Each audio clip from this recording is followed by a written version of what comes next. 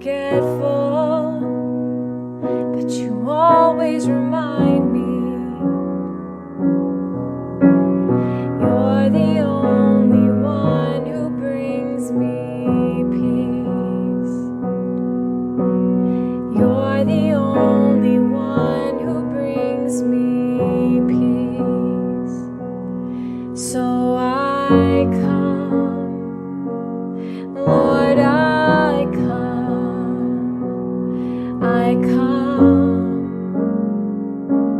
Lord, I come to tell you I love you, to tell you I need you, to tell you there's no better place for me than in your arms, to tell you I'm sorry for running in circles,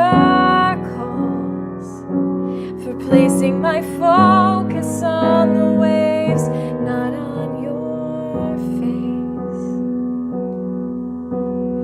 You're the only one who brings me peace. You're the only one who brings me peace. I'm so forgetful, but you always remind me. You're the only one who brings me peace.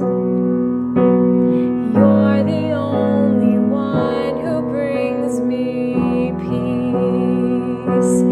So I come, Lord, I come, I come, Lord, I come to tell you I love you, to tell you I need you, to tell you there's no better place for me than in your arms, to tell you I'm sorry for running in circles, for placing my focus on the waves, not on your face.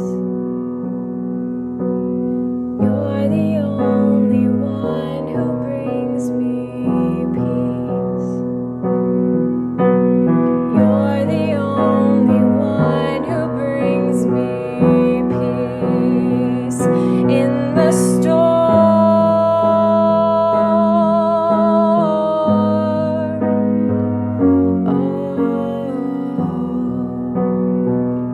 In the storm.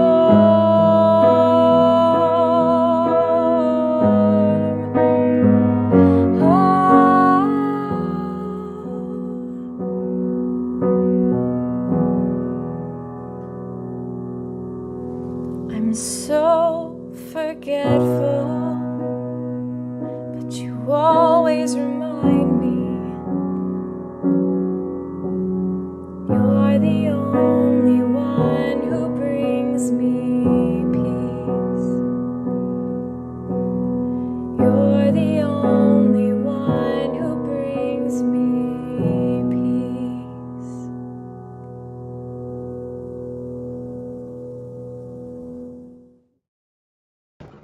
Yo, good morning, everybody. Good morning, good morning, good morning. Happy Tuesday. It's a Tuesday. It's a beautiful Tuesday.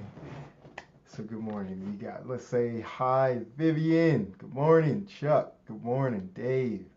Good morning, Connie. Nikki. Good morning. Bert. Got a different profile picture. All right. Good morning. Oh, yeah, because we're on YouTube now. There we go. I was trying to figure this thing out. Karen, good morning, guys. Everybody's coming on in. All right, so today we're going to be in Luke 10, and all the way towards the end, we're going to start in verse 39. But before we jump there, so while you go grab your Bibles, your Biblias, I got a treat for you. I'm gonna sing this song. So good. All right, here we go. So, you ready? So, yeah, I sang this song year one of my marriage, um, and yeah, it was hilarious. So we had like 15 or 15 plus people in my basement, and we were just doing this kind of spontaneous worship night, and Adrian's up serving, and this song just comes out, right? And and she got so mad at me. She was like, "Oh yeah, this song is for me, huh?" You know, it was not. I promise you, it wasn't. But here we go. The merry thing, doing the merry thing. Tired of being Martha, so I'm doing the merry thing, doing the merry thing, doing the merry thing. I'm tired of being Martha, so I'm doing the merry thing, doing the merry thing, doing the merry thing. It's kind of catchy, right? I love it. Anyways, so that's what we're talking about. We're talking about Mary, Martha, very familiar passage, and yeah, that's what we want to do. We want to do the Mary thing, right? But let's read it and then we can talk about it. All right, so starting Luke, the 10th chapter, starting in 39. As Jesus and his disciples were on their way, he came to a village where a woman named Martha opened her home to him. She had a sister called Mary who sat at the Lord's feet listening to what he said. But Martha was distracted by all the preparation that had to be made. She came to him and asked, "Lord, don't you care that my sister has left me to do the work by myself? Tell her to help me." And I love Jesus' response, "Martha, Martha." Man, don't you feel like he says that to us sometimes? You're like, "Oh, Aaron, come on, bro." But it says, "Martha, Martha," the Lord answered, you are worried and upset about many things, but few things are needed, or indeed only one. Mary has chosen what is better, and it will not be taken away from her. Come on, isn't that beautiful? And so, like, where my mind always goes when I read this passage is just how easy it is to get caught up in the things that don't matter, right? How easy it is to just get caught up in going through the motions or doing stuff that don't have actual eternal fruit, right? Hey, Steve, thanks for popping on, brother. Um, they don't have any like eternal worth, right? Like it's things that are fading and fleeting, and but choosing to do the Mary thing, and that's sit at the feet of Jesus, right? Something that we're going to be doing for the rest of eternity.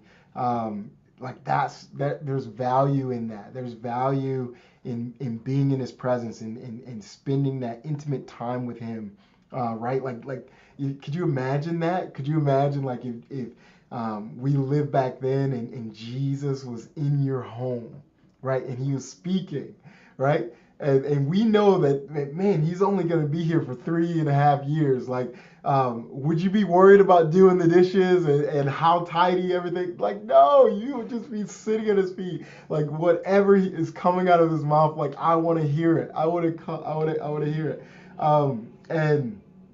But that's the same thing. Like, it's like the same. Like, I love. Where's that passage at? It's in First John, I think, where John, he's like, man, like we touched him, we heard him, we with our ears we heard him, with our eyes we seen him, with our hands we touched him, and he says, "I'm writing to you who have obtained like precious faith." Right, on the same level, like even though we touched him, we seen him, we heard him, like you have obtained like precious faith, right? Because there is no distance in the spirit, and so like we can have the same relationship with Christ right now than they had with him back then.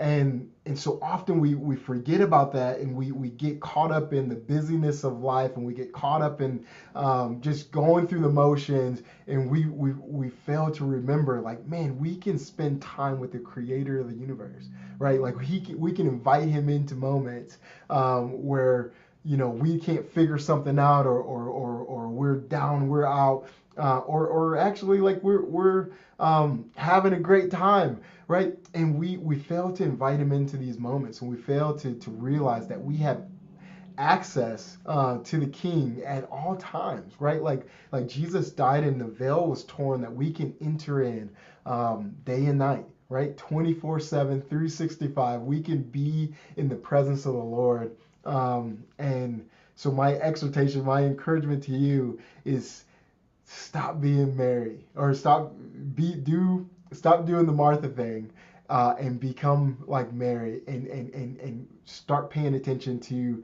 the greater thing, and that's to be in the presence of the Lord and be at his feet, whatever that looks like for you. I say, man, like, there's nothing better than to, before your feet hit the ground, like to just pray and thank the Lord for another day, and ask him for wisdom on where to go and what to do.